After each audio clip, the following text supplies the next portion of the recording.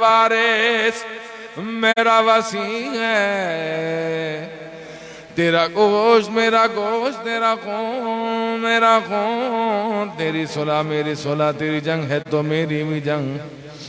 ایمان اسی طرح غلط و ملت و بے وز ہے تیرے گوشت تیرے خون میں، جس طرح بے وز ہے میرے گوشت میرے خون میں، تو ہوگا کل روز قیامت حوض کوثر پر میرا جانشین۔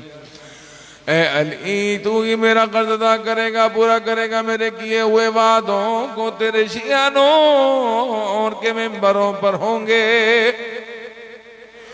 روشن ہوں گے ان کے چہرے، میرے گرد ہوں گے، جنت میں میرے پڑوسی ہوں گے۔ اگر نہیں ہوتے تو میں علی تو نہ شناخت ہوتی اور مومن اور منافقوں کی میرے بات۔ واقعاً حضرت کے بعد وہ ہدایت کی طرف لائے، گمراہی سے نکال کر روشنی بخشی، اندھیروں سے نکال کر۔ یہ اللہ کی مضبوط رسی اس کے صراط مستقیم ہے، نہیں سبقت کر سکا کوئی ان سے قرابت رسول میں، نہ بڑھ سکا آگے تسلیم دین میں، نہ آئندہ فضائل و مناقب میں کوئی ان کے برابر ہو سکے گا۔ وہ قدم بقدم چل رہے تھے رسول کے درود اللہ کا ان دونوں پر، ان دونوں کی آل پر جنگ کرتے رہے، تعویل قرآن پر نہ روک سکی ان کو، اس امر خدا میں ملامت والوں کی ملامت۔ یقیناً جس میں انہوں نے دانت کٹے کر دیے، بہادران نے عرب کے قتل کیا، ان کے سورماؤں کو تہتے کیا، ان کے خوفناک بھیڑیوں کو، اسی وجہ سے ان کے دلوں میں قدورت جمع ہوئی تھی جنگ بدر، خیبر، حنین وغیر کے معرکوں کی۔ بس پلتے رکھے ان حضرت کی دشمنی پر، پھر گئے ان حضرت کی دشمنی کے سبب، یہاں تک کہ آپ نے پھر جنگ کی، یہاں تک کہ پھر آپ نے جنگ کی بیعت توڑنے والوں سے، حق مخالفین سے، دین سے خارج ہونے والوں سے۔ جب آپ کی مدت حیات پوری ہو گئی تو انہیں قتل کر دیا۔ ایک سب سے زیادہ شقین ہے جو آخری امت کا تھا، جس نے پیروی کی تھی اول امت کے سب سے زیادہ شقین کی، نہ تسلیم کیا ابر رسول اللہ کو، درود اللہ کا ان دونوں کی آل پر کے ہادیوں کے بعد ہادیوں کا سلسلہ جاری رہے گا۔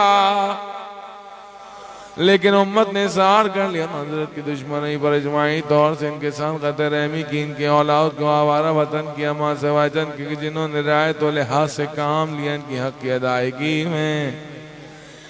چنانچہ ان میں کچھ قتل کیے گئے، قتل ہونے والے قید و دشنام، سب و ستم کیے گئے، آوارہ وطن کیے گئے، جاری کیا گیا قضا و قدر کو ان کے لیے، اس امید کے ساتھ ان کو بہتر ثواب ملے گا، اس لیے کہ ہوتا ہے زمین کا وارث وہی جس کو اللہ چاہتا ہے اپنے بندوں میں سے انجام کا، تو صاحبان تقویٰ کے لیے کی خیر۔ پاک و منزہ ہے ہمارا رب، پاک و منزہ ہے ہمارا رب، بے شک وعدہ ہمارے رب کا پورا ہو کر رہے گا، ہرگز نہیں مخالفت کرتا اللہ اپنے وعدے کی، وہ غالب حکمت والا ہے۔ بس اوپر پاک و پاکیزگان اہل بیت محمد علی کے درود اللہ کا ان دونوں حضرات پر، ان دونوں کی آل پر۔ بس رونا چاہیے رونے والوں کو، ان کے حال زار پر نوح کریں نوح کرنے والے، خوب نوح کریں، بس آنسو بہائیں زیادہ آنسو بہانے والے، خوب فغا کریں فغا کرنے والے، خوب فریاد کریں فریاد کرنے والے، چلائیں زور و شور سے چلانے والے۔ این الحسن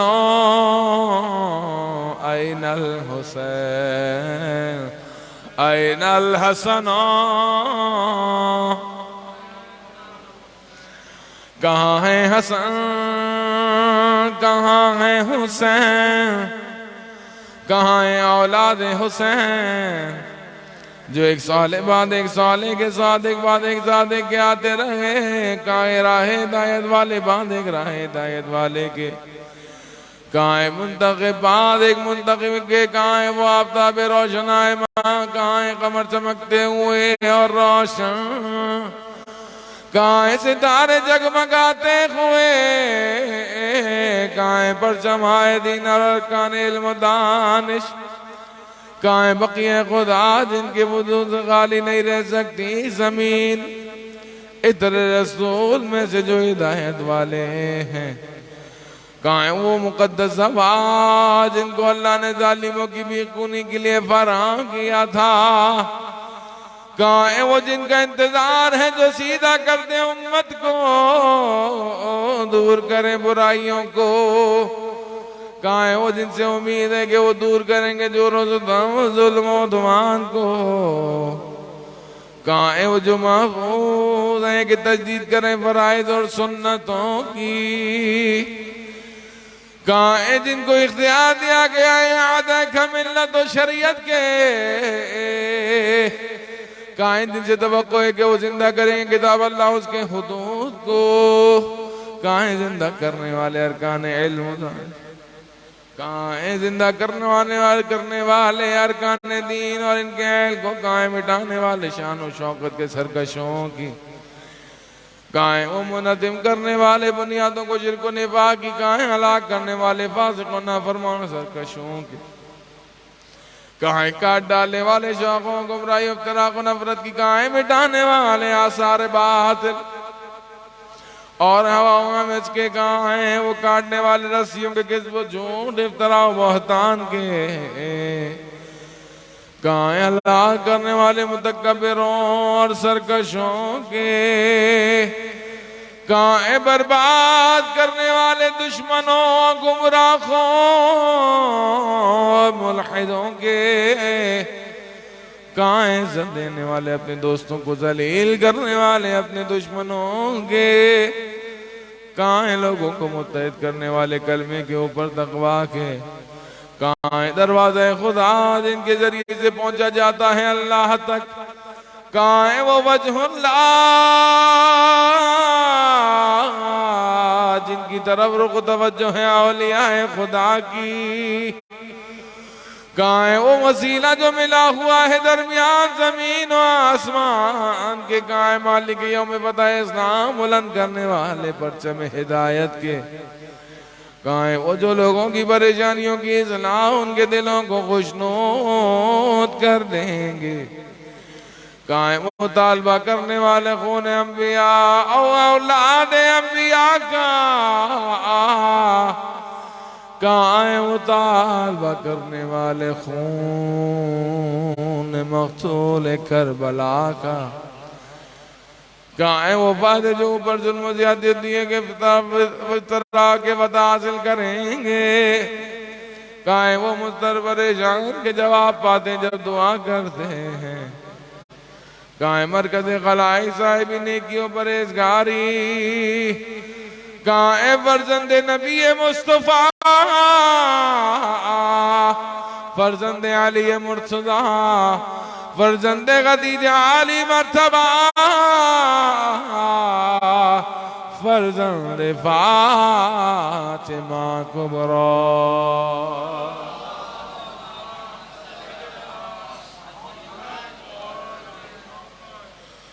اے مولا اے مولا اے مولا، قربان ہوں آپ پر، میرا باپ میری ماں میرا نظم آپ کے نگران اور محافظ ہیں، اے فرزند مقرب سادات کرام، اے فرزند ان کے جو دشمنوں پر آگ کے ستاروں کی طرح ٹوٹ پڑتے ہیں، اے فرزند ان ستاروں کے جو ذوف شاخ ہیں، اے فرزند ان راستوں کے جو واضح ہیں، اے فرزند ان پرچموں کے جو لہراتے ہیں، اے فرزند ان علوم کے جو مکمل ہیں، اے فرزند ان روشوں کے جو مشہور ہیں، اے فرزند ان ارکان ایمانی کے جن کا ذکر کتاب اللہ میں ہے، اے فرزند ان معجزوں کے جو موجود ہیں، اے فرزند ان دلیلوں کے جو دیکھنے میں آیا ہیں، اے فرزند راہ مستقیم، اے فرزند خبر عظیم، اے فرزند اس کے جو قرآن مجید میں اللہ کے پاس علی حکیم سے موسوم ہے، اے فرزند ان کے جو اللہ کی نشانیاں اور ظاہر ہیں، اے فرزند ان دلیلوں کے جو واضح ہیں، اے فرزند ان براقین اور دلائل کے جو واضح اور روشن ہیں، اے فرزند ان حجتوں کے جو کامل ہیں، اے فرزند ان اللہ کی نعمتوں کے جو عام ہیں، اے فرزند توقع آیات محکمات، اے فرزند یاسین، اے فرزند زاریات، اے فرزند طور عادیات، اے فرزند اس کے جس کا مقام دنفت اللفقہ بقوسین وادنا ہے، وہ قریب ہے خدا علیہ العالی کے بہت ہی قریب۔ اے کاش مجھے علم ہوتا، اے کاش مجھے علم ہوتا کہ کہاں اور کب قرار ملے گا دلوں کو آپ کے ظہور سے، بلکہ یہ کہ آپ کے سرزمین پر مقیم ہے، آپ کا قیام تحت صرا میں یا رضا میں یا کسی اور جگہ یا زیتوا میں گرا ہے یا مر مجھ پر کہ میں دیکھوں تمام مخلوق کو لیکن آپ کو نہ دیکھ سکوں، نہ سن سکوں آپ کی آواز، نہ سرگوشی، یا مر بھی شاق ہے مجھ پر کہ مجھے گھیرے ہوئے ہوں مصائب اور بلائیں، آپ کی غیبت میں نہ پہنچ سکیں، آپ تک میرا چیخنا چلانا نہ شکایت، میری جان کی قسم، میری جان کی قسم، میری جان کی قسم، آپ وہ غائب ہیں جس سے ہمارا وجود خالی نہیں، میری جان کی قسم، آپ بچھڑے ہوئے ضرور ہیں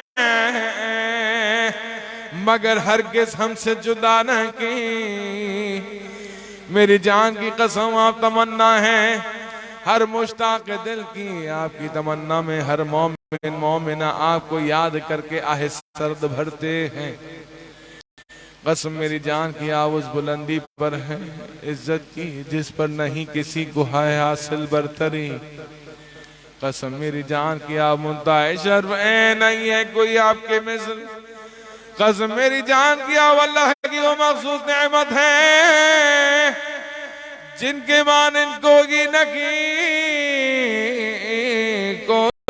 نہیں، قسم میری جان کی آپ اس باشر خاندان سے جس کی برابری کوئی نہیں کر سکتا، کب تک میں آپ کے انتظار میں حیران رہوں اے میرے آقا، کب تک ان الفاظ میں آپ سے خطاب کروں، کس طرح سرگوشی کروں، یہ امر بہت گرا ہے مجھ پر، دوسرے تو میری پکار کا جواب دیں لیکن میں آپ کو پکارتا ہی رہوں، یہ امر بھی گرا ہے مجھ پر کہ میں تو آپ کی جدائی میں روتا رہوں، لاپرواہ ہو جائیں آپ سے دوسرے لوگ، یہ بات بھی گرا ہے مجھ پر کہ آپ پر زمانے کی سختیاں گزریں آپ کے غیر ان سے محفوظ ہو، کیا کوئی ہے جو میری مدد کرے میں اس کے ساتھ مسلسل نالہ و بکا کرتا رہوں، کیا کوئی ہے،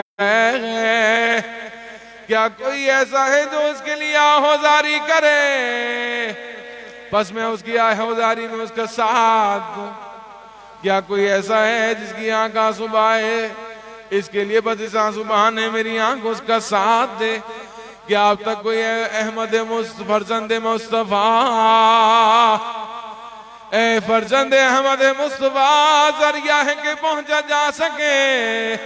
کیا وہ دن آئے گا جس میں ہم آپ کے دیدار سے محفوظ ہوں مولا. مولا یہ فرمائیے کہ ہم آپ کے دریا رحمت تک پہنچ کر سیراب ہوں گے.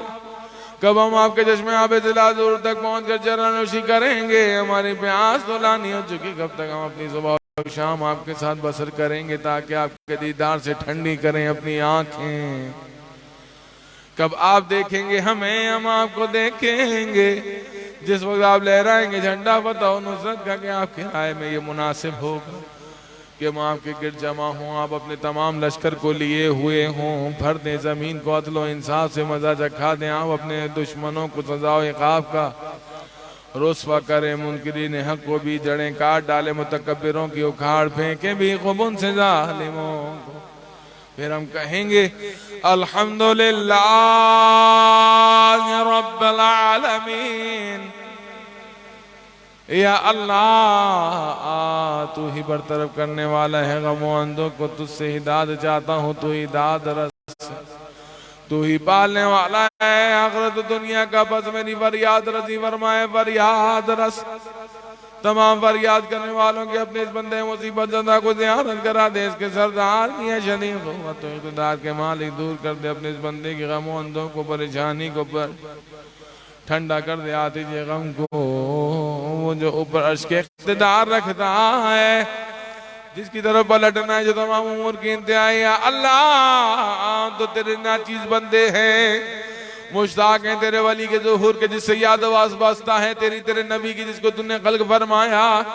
ہمارے لیے پناہ بنایا خوش کرنے والا, جسے تو نے ہمارے لیے ذریعہ پائیداری بنایا, جسے تو نے قرار دیا مومنین کے لیے. امام و پیش واپس پہنچا ہماری جانب سے تحیہ و سلام اضافہ فرما ہمارے لیے. اس طرح پروردگار بزرگی میں قرار دے, ان کی جائے قیام کو ہمارے لیے بھی جائے قرار و قیام.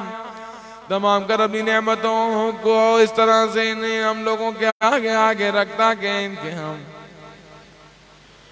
داخل ہو جائیں تیری جنت میں شان سے کہ ہم تیرے شہداء تیرے مخلص بندوں کے ساتھ ہو. یا اللہ تو رحمت نازل فرما محمد و آل محمد پر درود بے حضرت محمد پر جد امام قائم کی تیرے رسول ہیں سب سے بڑے سردار ہیں. ان کے بطر بزرگوار پر جو چھوٹے سردار ہیں, ان کی جدہ ماجدہ صدیقہ کبریٰ فاطمہ بنت محمد.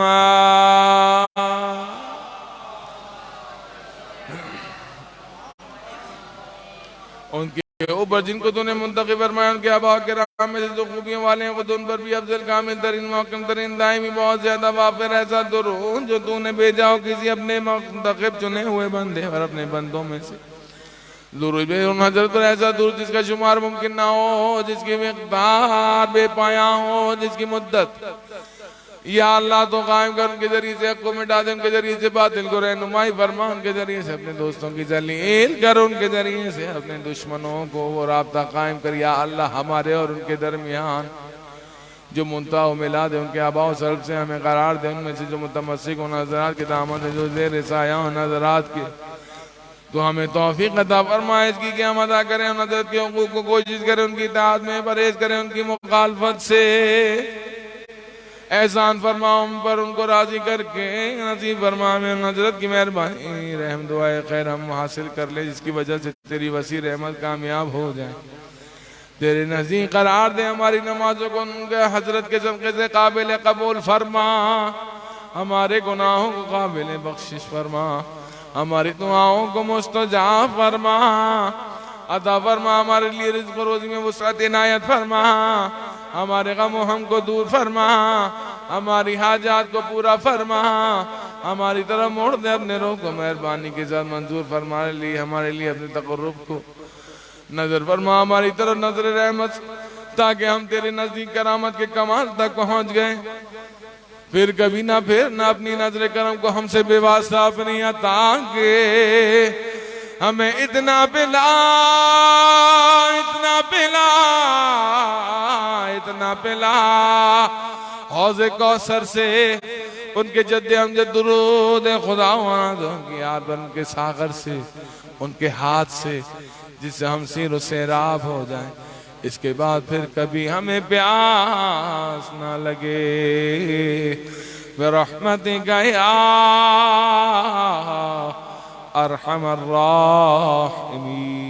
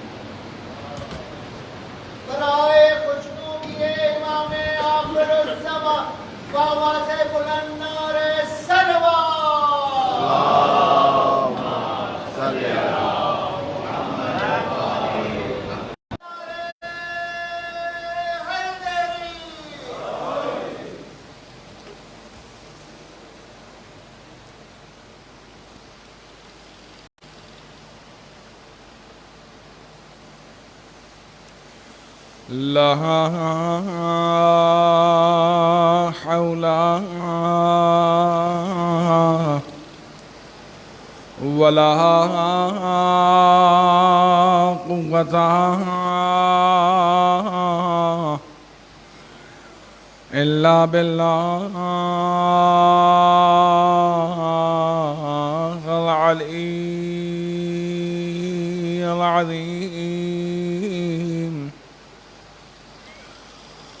أعوذ بالله من الشيطان الرجيم. بسم الله الرحمن الرحيم. الحمد لله الحمد لله الذي هدانا لهذا وما كنا لنهتدي لولا أن هدانا الله. لقد جاءت رسل ربنا بالحق والصلاة والسلام وتحية والإكرام على سيد الأنبياء والمرسلين وأشرف الأولين والآخرين سيدنا ونبينا وشفيع ذنوبنا وطبيب قلوبنا مولانا ومقتدانا بالقاسم محمد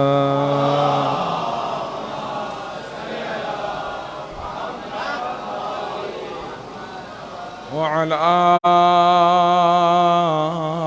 أهل بيته الطيبين الطاهرين المعصومين المظلومين ولعنة الدائمة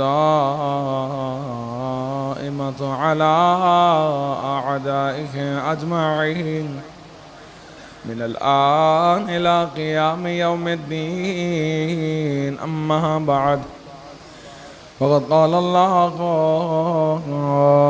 تبارك وتعالى في محكم الكتاب الكريم بسم الله الرحمن الرحيم ونريد أن نمن على الذين استضعفوا في الأرض ونجعلكم أئمة ونجعلكم وارثين.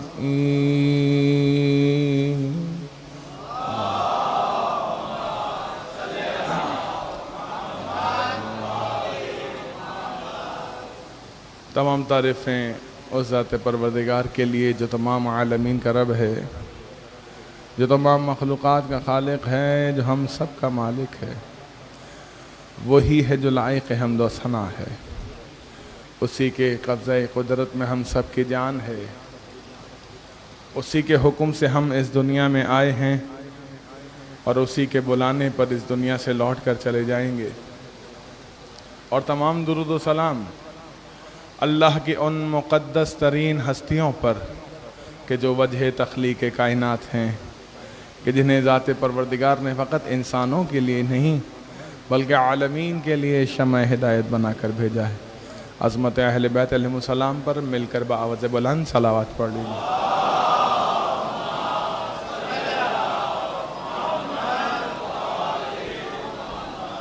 السلام علیکم ورحمۃ اللہ وبرکاتہ.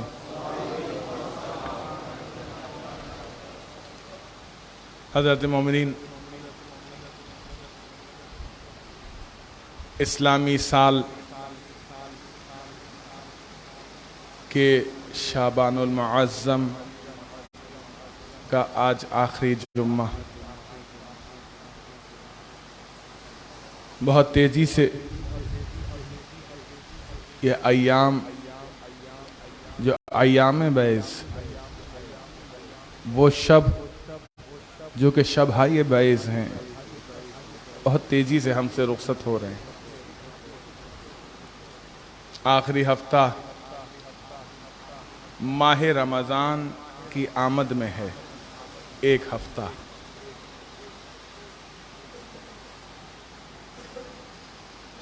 کہتے ہیں انہی ایام میں امام کے ایک صحابی، چھٹے امام جعفر صادق علیہ السلام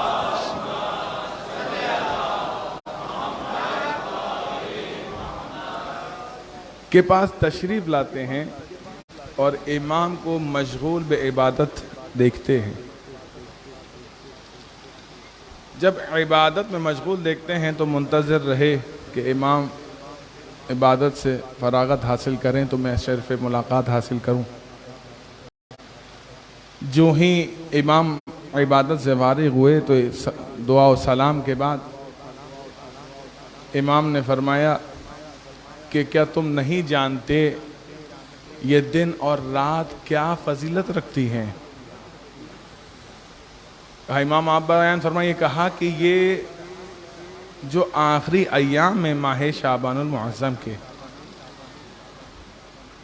یہ اپنے آپ کو آمادہ کرنے کے ایام ہیں. یعنی جب ہم کسی کے ہاں انوائٹ ہوتے ہیں، مدعو ہوتے ہیں، کوئی ہمیں دعوت دیتا ہے، ہم کسی کے گھر جاتے ہیں تو سب سے پہلے یہ دیکھتے ہیں کہ اگر کسی دوست کے گھر جا رہے ہیں تو کیجول ڈریس میں چلے جاتے ہیں. ٹھیک ہے. کسی بھائی کے گھر جا رہے ہیں تو اس سے تھوڑے بہتر لباس میں چلے جاتے ہیں. اگر کسی اعلیٰ شخصیت کے پاس جا رہے ہیں تو بہت بہترین لباس، شاہانہ لباس میں جاتے ہیں. یہ ہمارے معاشرے کی ایک روایت ہے. انسان کا لباس اس کی شناخت ہوا کرتا ہے ہمارے معاشرے میں، جبکہ لباس سے انسان کی شناخت نہیں ہوتی، انسان کے کردار سے اس کی شناخت ہوتی ہے. کبھی بھی کسی کا لباس پھٹا پرانا دیکھیں تو یہ نہ سمجھیں کہ یہ کتنا عجیب انسان ہے کہ اس کے بعد پہننے کو لباس نہیں، پھٹے پرانے لباس میں گھوم رہا ہے. نہیں، ایسا نہیں محترم. آئمہ علیہ السلام کا طور طریقہ کیا ہے؟ امام اپنے پیراہن کو سی رہے ہیں، سل نہیں رہا، سل نہیں پا رہا، رفو کر رہے تھے امام. تو امام نے کیا بیان فرمایا؟ اے خدا تو گواہ رہنا، میں نے اسے ترک نہیں کیا، اس نے مجھے ترک کیا ہے. ٹھیک ہے، بہترین اور عمدہ لباس پہنایا اپنے غلام کو اور سادہ لباس پہنا خود. امام سے بڑھ کر بھلا کسی کا کردار ہوگا؟ امام سے بڑھ کر کسی کی شان و شوقت ہوگی جو امیر المومنین ہو؟ لہذا لباس سے کبھی کسی کی شخصیت کا اندازہ نہیں لگا. ورنہ اگر اعلیٰ لباس شناخت ہوتا انسان کی شخصیت کا تو جو اس وقت کافر و مشرکین ہیں عمدہ لباس پہنتے ہیں، تو کیا ہم یہ کہیں گے کہ بہترین شخصیت کے مالک، بہترین شخصیت کے حامل ہیں؟ نہیں، ہرگز نہیں. ایک بزرگ پتہ چلا بادشاہ نے بڑے لوگوں کو مدعو رکھا ہے، بڑی دعوت کی ہے، کھانے کی، طعام کی، کھانے کا بڑا انتظام کیا، یہ بھی چلے گئے. جب گئے تو لباس چونکہ پھٹا پرانا تھا، روک دیا. اس واقعے کو حضرت بہلول کے ساتھ بھی نقل کیا گیا ہے بہرحال، لیکن میں ایک حکایت جو بیان ہوئی ہے اس کو بیان کر رہا ہوں. کہتے ہیں کہ اندر جانے سے سپاہیوں نے اس بزرگ کو روک دیا. یہ بزرگ نکلا، شہر میں ایک جو لباس کو جس کو ہم کہتے ہیں ڈرائی کلینر، اس کی شاپ تھی. اس کے پاس گیا، کہا کہ مجھے چند گھنٹوں کے لیے ایک عمدہ لباس دو. بہت اچھی طریقے سے آمادہ ہوئے، بہترین لباس پہنا اور لباس پہن کر اب جو بادشاہ کے دربار کے دروازے پہ پہنچا تو لوگوں نے پہچانا ہی نہیں، استقبال کیا، بہترین لباس، اندر داخل کر دیا. اب جب کھانے کی ٹیبل پر بیٹھے تو دستور تھا کہ جب بادشاہ سلامت کہیں گے تو کھانا شروع ہوگا. جیسے آپ کسی کے مدعو ہوتے ہیں، جب وہ اجازت دیتا ہے کہ تناول کیجیے، ایسی آپ تناول کرتے ہیں. تو جیسے ہی حکم طعام ملا کہ کھانا کھانا شروع کیجئے تو سب کھانا کھانا شروع ہوئے. اس بزرگ نے اپنا لباس اٹھایا اور لباس کے دامن کو سالن میں ڈال دیا اور یہ کہتا جاتا ہے، کھا تو کھا، میری عزت نہیں تیری عزت ہے.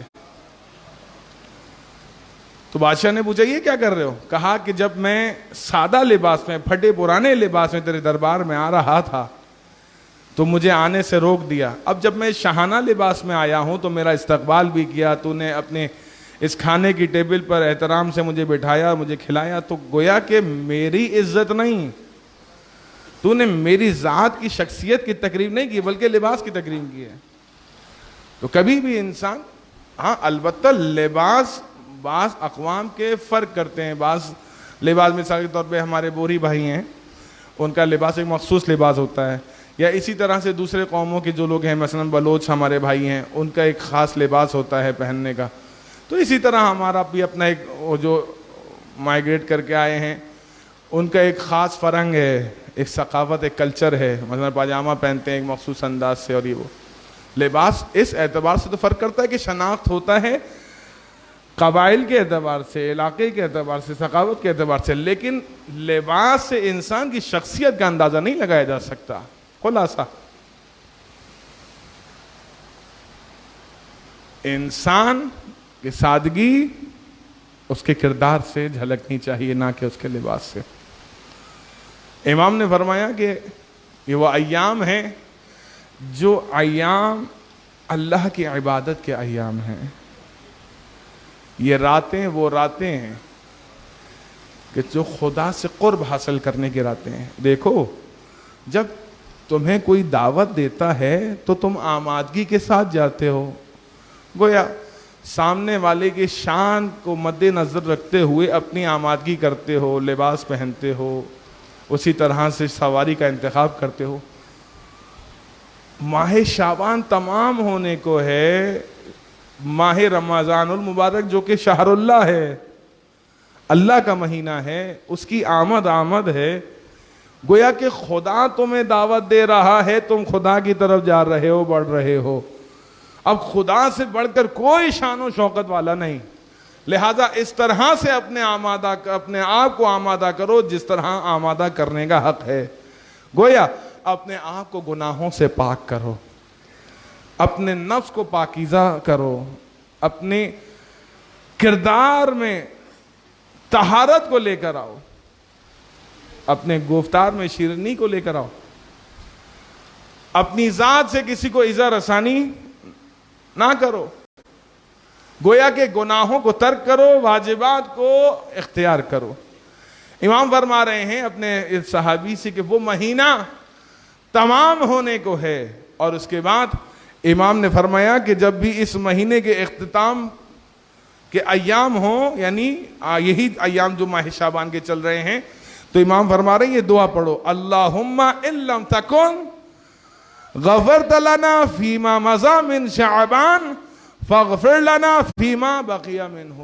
یا اللہ، اے معبود، اے پروردگار، اگر تو نے ہمیں شعبان کے گزشتہ دنوں میں معاف نہیں کیا، اے پروردگار ہمیں شعبان کے ان بقیہ ایام میں معاف فرما. یہ امام نے دعا تعلیم فرمائی کہ آپ روز جو ہے اس دعا کو جو ہے تلاوت کریں، اور فقط تلاوت نہ کریں بلکہ اہتمام کریں. مثلا جیسے میں نے مثال دی کہ جب آپ کو کوئی دعوت دیتا ہے، کسی کے آپ گھر جاتے ہیں اور گھر پہ بیٹھے بیٹھے بس یہی بولتے رہے مجھے دعوت میں جانا ہے، مجھے دعوت میں جانا ہے، مجھے دعوت میں جانا ہے. نہ کوئی آمادگی کریں، نہ زیادہ راہ اختیار کریں، نہ مسافرت کریں، نہ گھر سے حرکت کریں. کیا ممکن ہے کہ آپ کسی کے گھر جا کے دعوت کھا لیں، مطلب کھانا کھا لیں؟ نہیں، ممکن ہی نہیں ہے نا.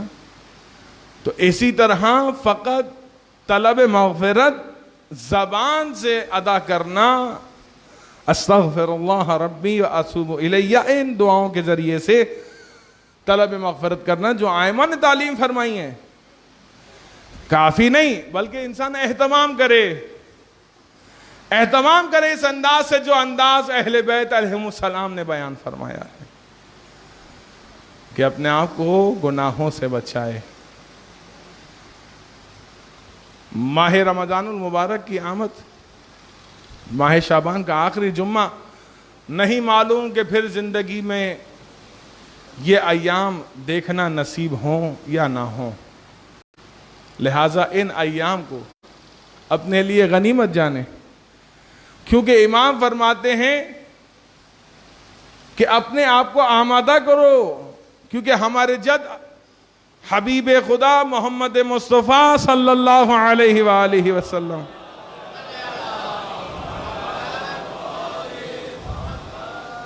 جس روایت کو امام علی رضا نے بھی اپنے جد امیر کائنات مولا متقیان سے اور انہوں نے اللہ کے رسول سے بیان فرمایا کہ جب ماہ رمضان قریب ہوتے تھے تو لوگوں کو دعوت دی جاتی تھی، کہا جاتا تھا کہ اے لوگوں، وہ مہینہ آنے والا ہے جس میں قرآن نازل ہوگا، جس میں قرآن نازل ہوا.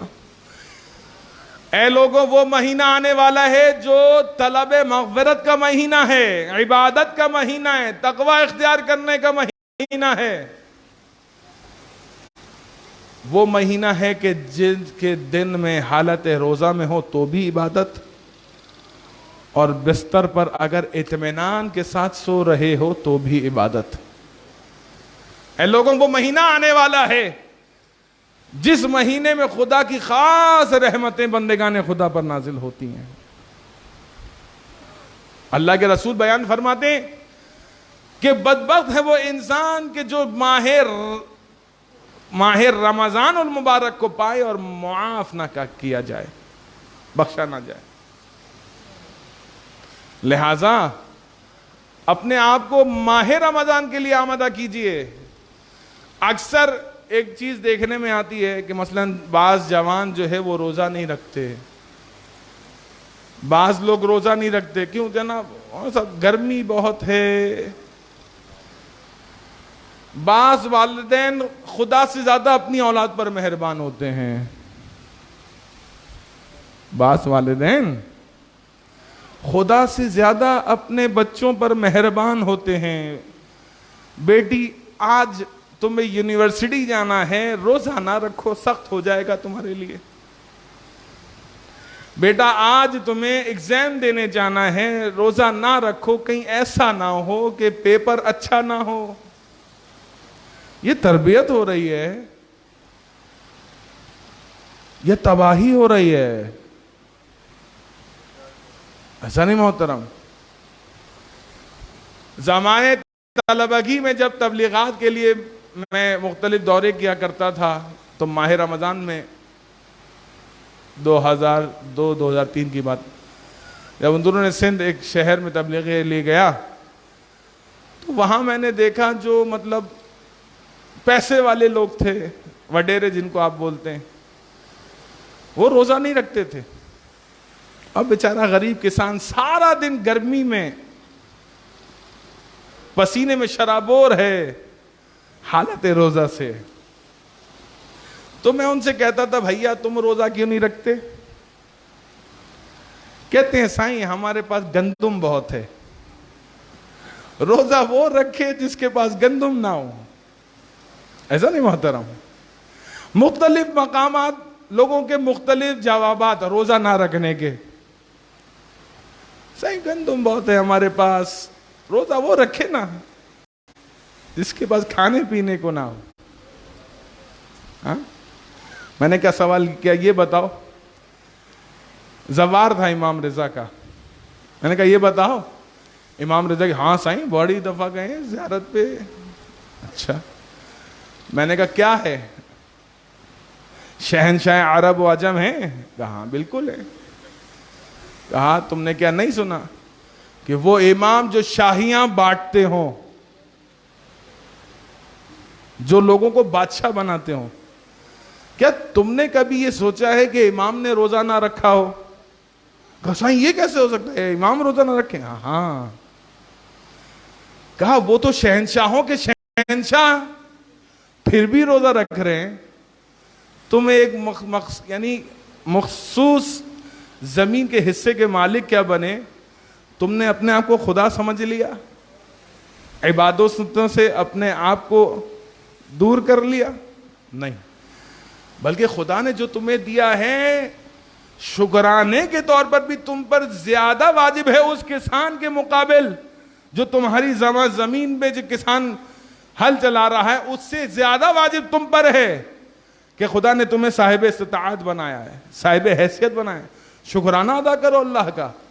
اس غریب مسکین کو دیکھو جو ہل چلا رہا ہے, پسینے میں شراب ہو رہا ہے, روزہ رکھ رہا ہے, تم نہیں رکھ رہے. اچھا, ایک بات یہ ہو گئی.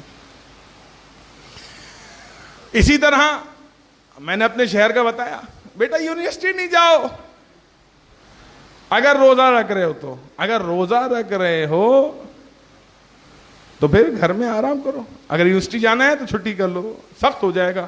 اللہ سے زیادہ مہربان, اللہ سے زیادہ مہربان. پھر ہمارے شہر میں تو یہ, ایران میں کچھ احباب کو, بزرگ علماء کو میں نے افطار پہ بلایا, قوم المقدس میں, جو کہ ایک مقدس شہر ہے ایران کا, بلایا افطار کے لیے. اب وہاں کا نظام یہ ہے کہ روٹیاں مثلاً بازار سے لیتے ہیں. ویسے نارملی تو جو پاکستانی اور اس کلچر کے لوگ ہیں وہ تو گھر میں بناتے ہیں, لیکن جب کوئی دعوت ہوتی ہے ایسے ہم باہر سے لاتے ہیں روٹیاں اسی طرح سے. تو میں اپنی صف میں کھڑا تھا, لائن میں لگا ہوا تھا, تو ایک معمم آئے عمامے کے ساتھ لباس میں. تو وہاں پر جو ہے روٹیاں لینے والے ایک شخص نے کہا پہلے ان کو جگہ دے دو, ان کا روزہ ہوگا. تو وہ جو معمم عالم دین تھے انہوں نے کہا بھائی کیا تم مسلمان نہیں؟ کہا مسلمان تو ہوں, میرا روزہ نہیں ہے. کہا پھر وہ مسلمان ہی کیسا جس کا ماہ رمضان میں روزہ نہ ہو؟ اب جب وہاں علت پوچھو نا روزہ کیوں نہیں رکھتے، سب کا ایک ہی جواب ہوتا ہے ہمارے معدے میں درد ہے. جس سے بھی پوچھو جو روزہ نہیں رکھتا ایک ہی جواب، ہمارے معدے میں درد ہے. تو جہاں جائیں گے علاقائی سطح پہ جواب مختلف ہیں. روزہ نہ رکھنے والے، روزہ رکھنے والے ہر جگہ ہیں، لیکن ان میں سے بنیے جو خدا کی رحمت کے قابل ہو جائیں، خدا کے غضب کے قابل نہ ہوں، عذاب الہی کے قابل نہ ہوں، بلکہ رحمت الہی کے قابل ہو جائیں. اللہ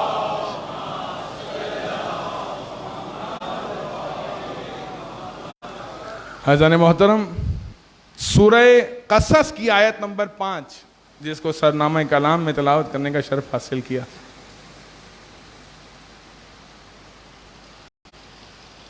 کہتے ہیں، فقط چونکہ تلاوت کر چکا ہوں آیہ مبارکہ کی، فقط ترجمے پہ اکتفا کر رہا ہوں.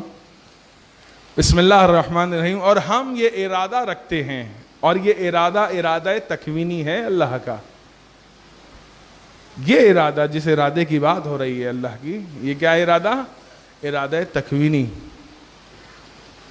کہ جنہیں زمین میں بے بس کر دیا گیا ہے، ہم ان پر احسان کریں. ہم نے یہ ارادہ کیا کہ ہم انہیں پیشوا قرار دیں.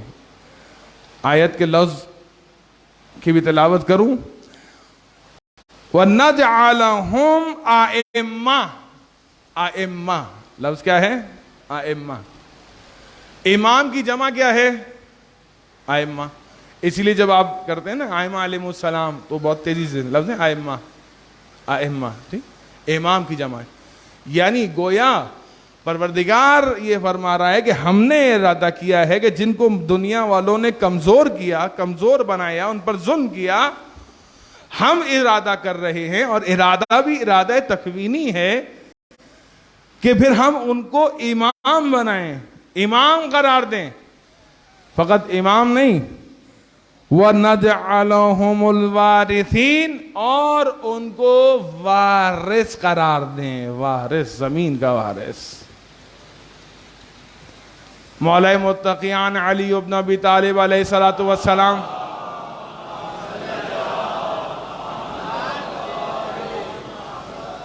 سے جب اس آیہ مبارکہ کے بارے میں پوچھا گیا تو امام نے فرمایا کہ یہ جو لفظ ہے الذین تضعفو، یہ تضعفو سے مراد ہم اہل بیت علیہ السلام ہیں، اور وہ جسے پروردگار نے امام برحق اور وارث حقیقی آل محمد بنایا ہے، وہ امام مہدی جل اللہ تعالی ورجہ شریف.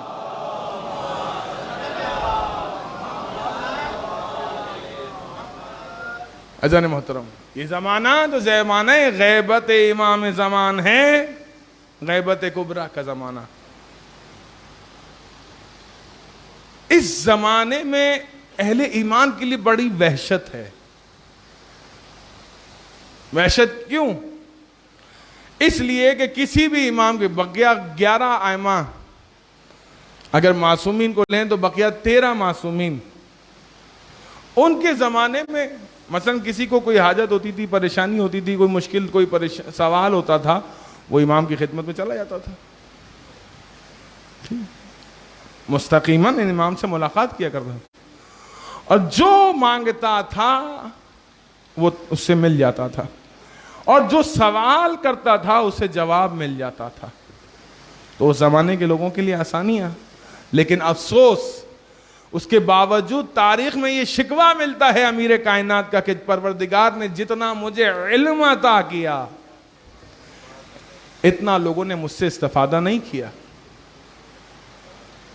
امام کو اس بات پہ افسوس تھا، الگ تھا اس بات پہ کہ جتنا پروردگار نے مجھے علم عطا کیا ہے اتنا لوگ کیا سوال کرتے تھے، میرے سر پہ بال کتنے ہیں، کیا حاصل ہے. آج بھی لوگ بڑی عجیب بحثوں میں مبتلا ہیں. وہ ان کی حالت ویسی ہی ہے جیسے اس زمانے میں لوگ امام علی سے سوال کرتے تھے، یہ بتائیں میرے سر پہ بال کتنا ہے، اس سے حاصل کیا تمہیں، یہ بتائیں کہ اس وقت میرا باپ کہاں ہے.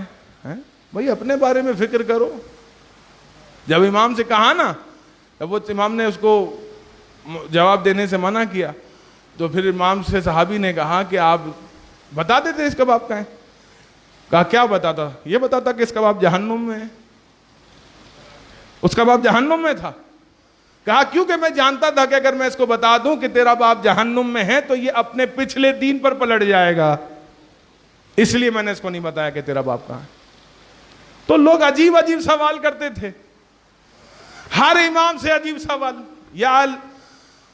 یا فرزند رسول, مجھے علی سمجھ میں نہیں آتا ہے, علی کلندروں کو سمجھ میں نہیں آئے, تمہیں سمجھ میں آئے گا. علی کو سمجھنے کے لیے یا تو خدا ہونا ضروری ہے یا رسول ہونا ضروری ہے. یہ میری بات نہیں ہے, یہ جناب سلمان نے اللہ کے رسول سے بیان فرمائی تھی. واقعہ آپ لوگوں کے ذہن میں موجود ہے. مولا کائنات کو سمجھنے کے لیے یا خدا یا رسول, تیسرا کوئی نہیں ہے جس نے علی کو سمجھا.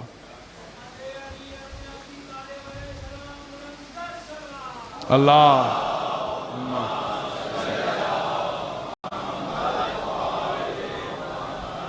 جوانوں سے مخاطب ہوں. آج کے جوان بھی بڑے عجیب سوالوں میں لگے رہتے ہیں. یہ بتائیے نماز افضل ہے یا عزاداری؟ بھائی اس سے حاصل کیا؟ اس سے تمہیں کوئی کچھ حاصل ہوگا؟ تمہاری کیا فضیلت میں اضافہ ہو جائے گا؟ یہ بتائیے کہ معصوم کا خون پاک ہے یا نجس؟ بھائی کیا حاصل اس سوال سے تمہیں؟ بتائیے کچھ حاصل ہے سوائے اسے کہ اگر معصیت کا شکار ہو گئے, اگر اہل بیت علیہ السلام کی توہین ہو گئی تو پھر خدا کو کیا جواب دیں گے, اہل بیت کو کیا جواب دیں گے؟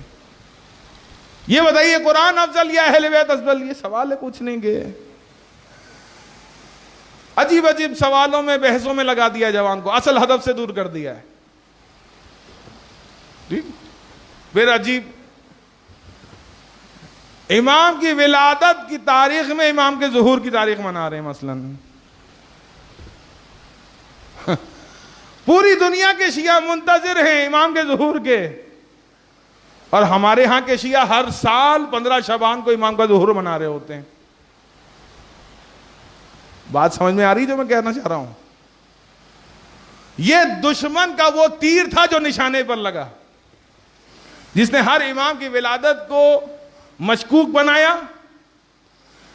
اور لفظ ظہور ہمارے درمیان داخل کیا, تاکہ زمانے کے امام کے ظہور کی جو بحث ہے نا, امام جب تشریف لائیں گے اس کو مشکوک بنایا جائے.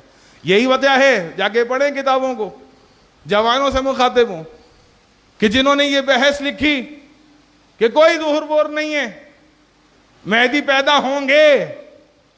ایسا نہیں ہے کہ مہدی امام کے منکر ہیں, مسلمان ہو یا عیسائی, دنیا کا کوئی بھی سوائے لادینوں کے, ہر قوم منجی عالم بشریت کے منتظر ہے. فقط عقیدہ فرق کرتا ہے 2 چیزوں پر. ہمارا عقیدہ ہے کہ امام دنیا میں تشریف لا چکے ہیں, آپ کی آمد ہو چکی ہے, فقط ظہور باقی ہے, یعنی اس وقت غیبت میں بحکم پروردگار. دوسرے لوگوں کا عقیدہ یہ ہے کہ ابھی پیدا ہوں گے. یہ جو بات ہے نا ابھی پیدا ہوں گے, اس سوچ نے نہ جانے ہر زمانے میں کتنے مہدی پیدا کر دیے. ہر زمانے میں کتنے مہدی پیدا کیے, مختلف دعوے دار ہوئے. بھائی کیا ہوا؟ مہدی پیدا ہو گئے. بھائی بنی عباس میں بھی دعوے دار تھے کہ جناب یہ ہمارے زمانے کے مہدی ہیں, مہدی الزمان ہیں. کیوں؟ انہی چیزوں میں الجھا کر. کچھ حاصل ہے اس بحث سے؟ کچھ حاصل تو بتائیں. آپ کے علم میں اضافہ ہو رہا ہے تو بتائیں, آپ کی معرفت میں اضافہ ہو رہا ہے تو بتائیے. لیکن آپ شیعت کے جو مسلمہ اور مصدقہ حقائق ہیں اس سے دور ہو جائیں گے. یہ ایک بحث ایسی ہے جس کو ڈالا گیا ہے آپ کے درمیان. عیسائی آپ سے کس بات پر اس معاملے میں اختلاف کرتے ہیں؟ وہ مانتے ہیں مہدی موعود کو آنا ہے, لیکن وہ کہتے ہیں ہمارے جو حضرت عیسیٰ ہیں ان کے پیچھے ہوں گے, کیونکہ وہ پیدا ہوں گے, حضرت عیسیٰ پیدا ہو چکے, ان کا ظہور ہوگا. جبکہ ہمارا عقیدہ کیا ہے؟ حسن محترم، لہذا عالمی سازش ہے یہ. ہاں احترام کی حد تک کہتے ہیں تو فبحق، کوئی مسئلہ ہی نہیں. اگر ظہور احترام کی مد میں کہہ رہے ہیں، حقیقتاً جو تصورات تخیلات ہیں وہ جو پیدا کیے جا رہے ہیں وہ نہیں ہے تو کوئی حرج نہیں. اللہ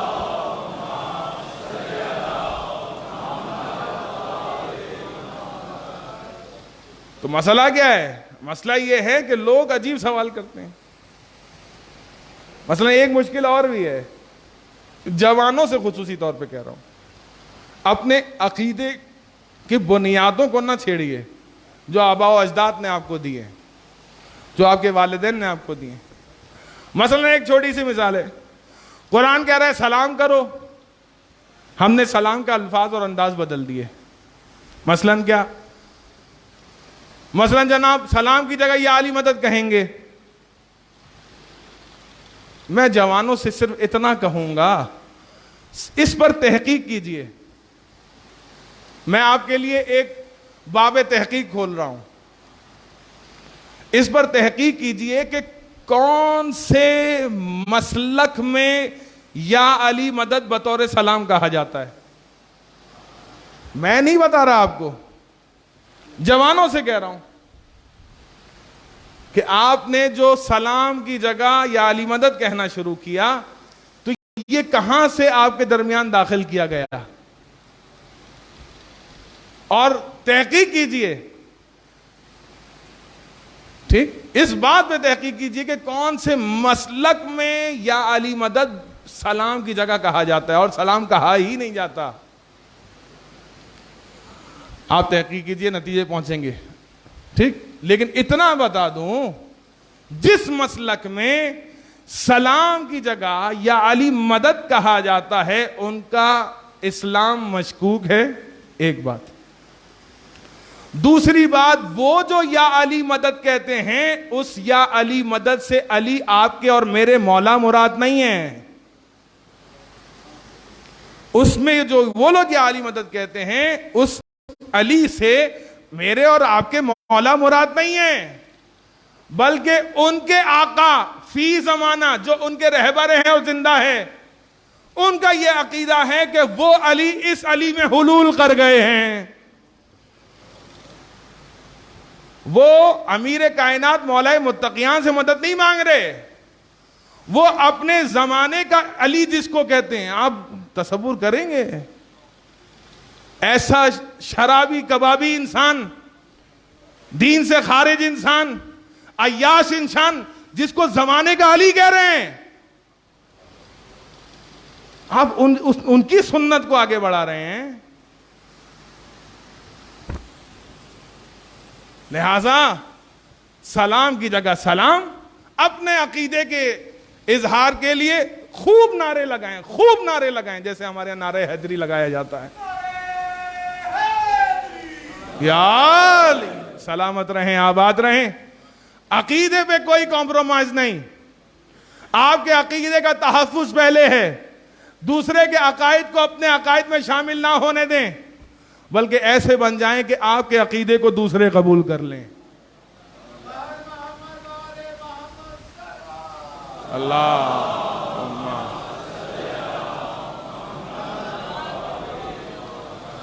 ہمارے بعض دوست احباب یہ بات اس کو اس طریقے سے کہتے ہیں، مولانا صاحب ہم وہ والا یا علی مدد تھوڑی کہہ رہے ہیں، ہم وہ والا سوال سلام تھوڑی کر رہے ہیں، ہم تو یہ والا کر رہے ہیں. ٹھیک ہے نا اعزان محترم، لیکن آپ یہ دیکھیے کہ آپ کس کی سنت کو رائج کر رہے ہیں. ٹھیک ہے، کس کی سنت کو رائج کر رہے ہیں. آپ سلام کہیں پہلے، اس کے بعد یا علی مدد یا علی علیہ السلام مدد کہیے، لیکن پہلے سلام کہیے. جو قرآن کی تعلیم ہے اس کے برخلاف عمل نہ کیجیے. سلام کیجیے، اس سلام کے بعد بولیجیے یا علی مدد، اور اس عقیدے کے ساتھ، محکم عقیدے کے ساتھ کہ یہ وہ علی ہیں جو کائنات کے مددگار ہیں، جو انبیاء و اوصیاء کے مددگار ہیں. اس علی سے ہم مدد مانگ رہے ہیں. وہ علی ہے جو ہمارے مولا و آقا سید و سردار ہیں. یہ لوگ زانی شرابی کبابی، یہ خدا کی لعنت ہو دشمنان اہل بیت پر. خلاصہ ایسی بحثوں میں نہ پڑیں جس سے عقائد کمزور ہو جائیں. ایسی بحثوں میں نہ پڑیں جس سے آپ کے ایمان پر منفی اثر پڑے. ایسی گفتگو رکھیں. ویسے بھی آپ کی گفتگو عبادت ہے، کیونکہ کوئی شیعہ ایسا نہیں کہ اگر کسی جگہ پر جمع ہو جائیں چاہے دو ہی کیوں نہ ہو، دو شیعہ ممکن ہی نہیں کسی جگہ پر جمع ہو جائیں اور علی کا ذکر نہ ہو.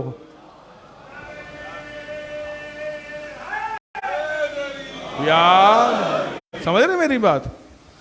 یہ ایمان جو ہمارے اندر خون کی صورت میں ہے نا، دوڑتا ہے، یہ ہماری سانسوں سے بڑھ کر ہے علی کی ولایت. سمجھ رہے آپ؟ عزیزان محترم، ایسے دو کوئی اشخاص آپ کو نہیں ملیں گے کہ دن میں بھی اگر ملے تو مولا کائنات کے کوئی نہ کوئی بات ضرور بیان کرتے ہیں. عزیزان محترم، لہذا اس بات کو مد نظر رکھیے، اپنے ایمان کی حفاظت کیجئے، اپنے بنیادی عقائد کی حفاظت کیجئے. میں ہمیشہ ایک بات کہتا ہوں کہ ہمارے مکتب کی بنیاد دو چیزیں ہیں، ایک ولایت امیر کائنات اور ایک حسین کی عزاداری. اس پہ کبھی کمپرومائز نہ ہونے دیجئے. دعا کرتے ہیں پالنے والے ہماری اس قلیل سے عبادت کو اپنی بارگاہ میں قبول فرما. جو ممنات پریشان حال ہیں ان سب کی پریشانیوں کو دور فرما. جو بیمار ہیں ان سب کو شفا کلی عطا فرما. جو بے گھر ہیں ان کو اپنے ذاتی مکان میں رہنا نصیب فرما. ہمیں اہل بیت علیہ السلام کی محبت میں زندگی جینا، امام حسین کی عزاداری میں موت نصیب فرما. رب کائنات ہمیں امام زمان کی زیارت نصیب فرما. اپنی آخری حجت کے ظہور میں تعجیل فرما. بسم اللہ الرحمن الرحیم. قل هو اللہ احد اللہ الصمد لم یلد ولم یولد ولم یکن له کفوا احد.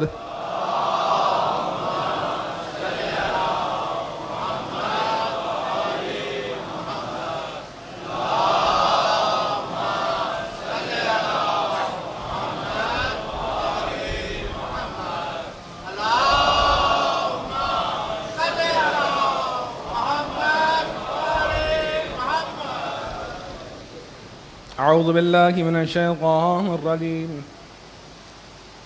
بسم اللہ الرحمن الرحیم. الحمد للہ رب العالمین. اللہم لک الحمد بدیع السماوات والارض ذا الجلال والاکرام. رب الارباب وإله كل مال وخالق كل مخلوق وبارز كل شيء ليس كمثله شيء وهو بكل شيء محيط. أنت الله لا إله إلا أنت الأحد المتوحد الفرد المتفرد. وأنت الله لا إله أنت الكريم المتكرم العظيم. والصلاة والسلام على محمد النبي الرحمة سيد المرسلين وعلي بن أبي طالب سيد الوزين وفاطمة الزهراء سيدة النساء العالمين والحسن المجتبى حجة الله على الخلق أجمعين والحسين الشهيد المظلوم وارث أمير المؤمنين وعلي بن الحسين زين العابدين محمد بن علي باقر من الأولين والآخرين وجعفر بن محمد الصادق الصديق والمقتدي بآباء الصالحين وصحبه جعفر الكاظم من أولاد النبي وعلي بن موسى الرضا من بررة المتقي الأمين ومحمد بن علي الجوال الولي المؤمن وعلي بن محمد السراج المنير الإمام الغاجين والحسن بن علي سيد الأوصياء المنتجبين والغلف القائم المهدي المنتظر الحج بعد آبائي على خلقه المؤدي النبي وباعث علم الماضين من البسين الذي ببقاء بقية الدنيا بيمن رزق الورى وبجوده عظمة الأرض والسماء وبيملأ الله أرض قسط وعدلها كما ملي ظلم وجور وعجل لنا اللهم معذوره إنه يرونه بعيدا ونراه قريبا برحمتك يا أرحم الراحمين.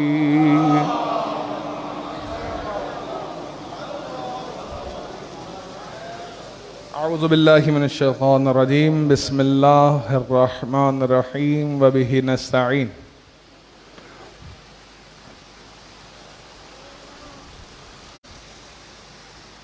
ماہ رمضان کی آمد ہے.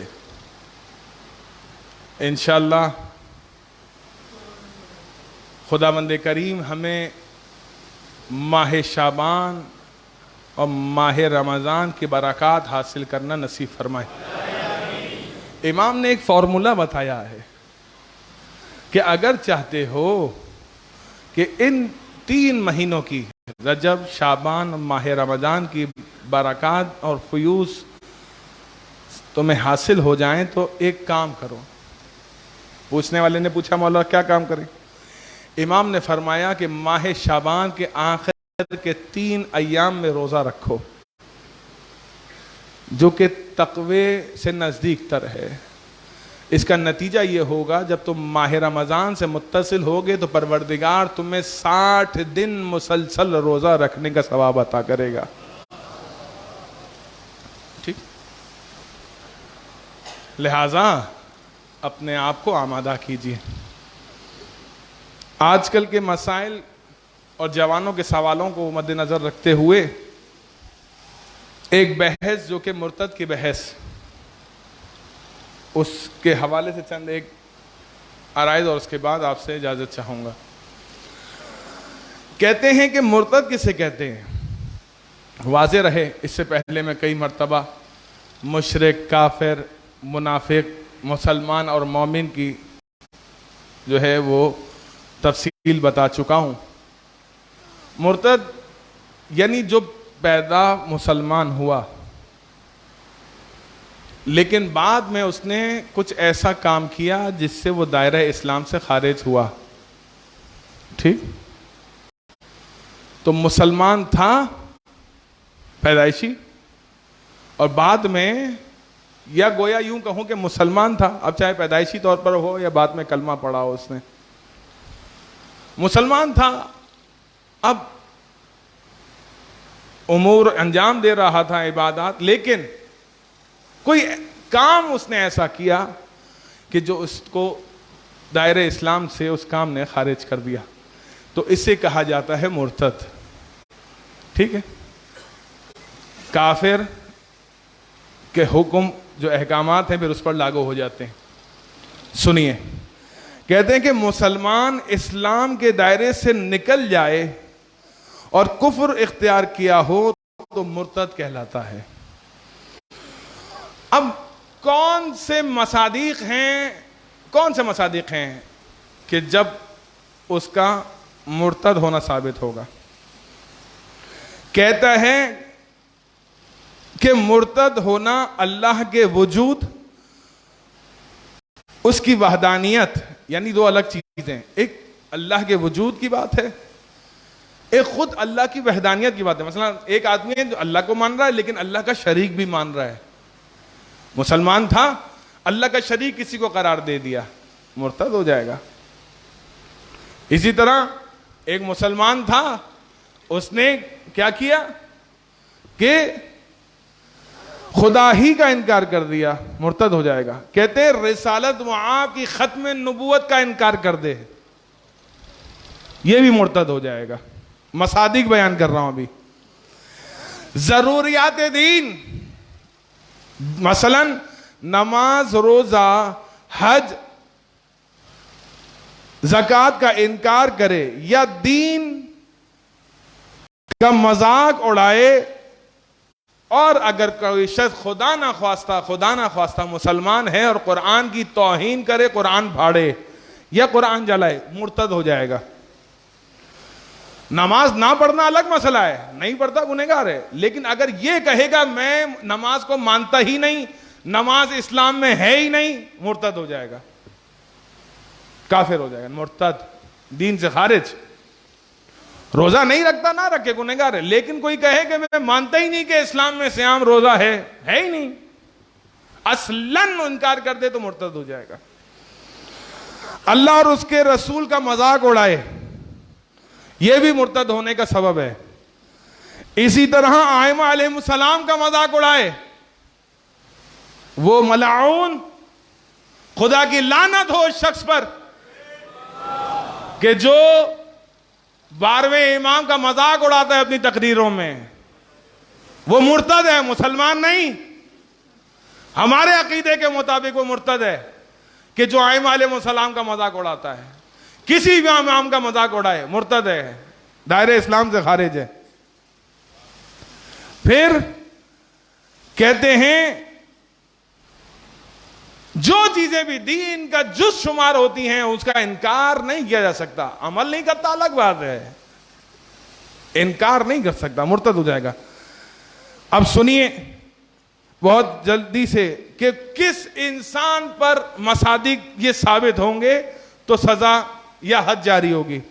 جو بالغ ہو، عقل مند ہو، عقل رکھتا ہو، ارادے سے کیا ہو، اختیار سے کیا ہو، ٹھیک ہے. یعنی زبردستی اگر کسی سے توہین کروائی گئی یا کوئی بات کروائی گئی ہے، کسی بات کا زبردستی کروائی گئی ہے بندوق کے زور پہ تو نہیں، اختیار سے، قصد سے، ارادے سے، بغیر کسی کے جبر کے کرے مرتد ہو جائے گا. لیکن کوئی بغیر بالغ شخص یا دیوانہ نفسیاتی مریض ہے، مینٹل ہے کوئی، اگر وہ کوئی ایسی توہین آمیز بات کرتا ہے تو اس کے اوپر حد جاری نہیں ہوگی. یا کوئی بے ہوشی کی حالت میں کر دے اس پہ بھی حد جاری نہیں ہوگی. کہتے ہیں مرتد کے احکام کیا ہیں، یہ اور اسی پہ بات مکمل ہو جائے گی. کہتے ہیں مرتد نجس ہوتا ہے، ایسے کہ جیسے کافر نجس ہوتا ہے.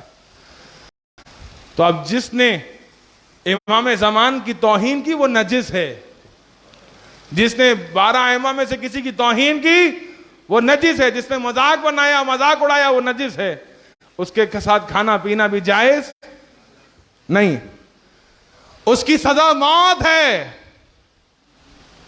یہ میری اور آپ کی بات نہیں، یہ شریعت کا فیصلہ ہے. مرتد کی سزا موت ہے. لیکن یہ یاد رہے آپ کو اور ہمیں حق نہیں کہ ہم کسی کے بھی مرتد کا الزام لگے کسی کے اوپر اور ہم اس کو قتل کر دیں. نہیں، ہم اس کو قاضی کے سامنے پیش کریں گے. حاکم شرع اس کے مسئلے کو سنے گا. اگر جرم ثابت ہو جائے گا تو حاکم شرع یا قاضی وہ سزا یا حد جاری کرے گا. ہمیں آپ کو حق حاصل نہیں ہے کہ کسی پہ الزام لگا جا کے اس کو قتل کر دیا. نہیں، یہ جائز نہیں. ہمارا کام فقط قاضی کو یا حاکم شرع کو مسئلہ پہنچانا ہے، وہ فتویٰ دے گا. مثلا ایک شخص ہے، اس نے امام کی توہین کی، یا مثلا امریکہ میں موجود ملعون سلمان رشدی اس نے توہین کی، تو مراجعین نے فتویٰ دے دیا کہ یہ واجب القتل ہے. تو اب اس کو قتل کرنے کے لیے کسی سے پوچھنے کی ضرورت نہیں، کیونکہ بالعموم حکم دیا گیا ہے کہ جسے ملے جہاں ملے اسے قتل کر دے. ٹھیک ہے نا. یہ فتوے کا مسئلہ الگ ہے، لیکن عمومی مسئلہ کسی کو حق حاصل نہیں ہے کہ الزام کی بنیاد پر کسی کو قتل کرے. اگر جرم بھی ثابت ہو رہا ہے تب بھی حاکم شرع اور قاضی کے بعد لے جائے گا، وہ فیصلہ کرے گا. اللہ صلی اللہ. آخر چند نکات وہ یہ کہ مرتد انسان کا نکاح فسخ ہو جاتا ہے. اگر کوئی یہ کہے کہ فلاں مرتد ہو گیا، اس کا مرتد ہونا ثابت ہو جائے، تو اگر عورت نے اس فعل کو انجام دیا ہے تو شوہر سے نکاح فسخ، ختم، طلاق کی ضرورت نہیں. ٹھیک. اور اگر مرد نے یہ کام کیا ہے تو اس کا نکاح ختم، عورت کو خلا کی ضرورت نہیں. اسی طرح مرتد ہوتے ہی اس کا مال اس کے ورثے کی طرف، ورثہ کی طرف تقسیم ہو جاتا ہے. یعنی کہ کسی نے کوئی مرتد ہوا تو اپنے مال سے بھی محروم ہو جاتا ہے. اس کا مال پھر وہ جو اس کے ورثہ ہیں ان کے پاس جائے گا. آخری بات اور وہ یہ کہ مرتد ارث سے بھی محروم ہو جاتا ہے. جس شخص نے یہ عمل انجام دیا ہو کہ جس سے وہ دائرہ اسلام سے خارج ہوا مرتد ہو کر، تو پھر اس کو ارث بھی نہیں ملتی. اذان محترم دعا کرتے ہیں پالنے والے تجھے واسطہ محمد و آل محمد کا، ہماری اس قلیل سے عبادت کو اپنی بارگاہ میں قبول فرما. امام زمان کی معرفت کا مہینہ پروردگار ان بقیہ ایام میں ہمیں خصوصی طور پر امام کی معرفت حاصل کرنا نصیب فرما. وہ امام جو حسین کو یاد کر کے خون کے آنسو روتے ہیں، 40 سال کا ذکر کرتے ہیں آپ سید سجاد کا، 1000 سے زیادہ عرصہ گزر گیا، سال گزر گئے، سالہ سال گزر گئے، حسین کو یاد کر کے منتقم کربلا خون کے آنسو رو رہے ہیں۔ پروردگار ہمیں بھی اپنے امام کے حامی و مددگار میں شمار فرما، امام کا دیدار نصیب فرما، امام کی معرفت کے ساتھ امام کا ساتھ دینے کا ہمیں نصیب فرما، پالنے والے اپنی آخری حجت کے ظہور میں تعجیل فرما، ہمیں امام کے ادنا ترین غلاموں میں شمار فرما۔ ان اللہ و ملائکتہ یصلون علی النبی یا ایھا الذین آمنوا صلوا علیہ وسلموا تسلیما۔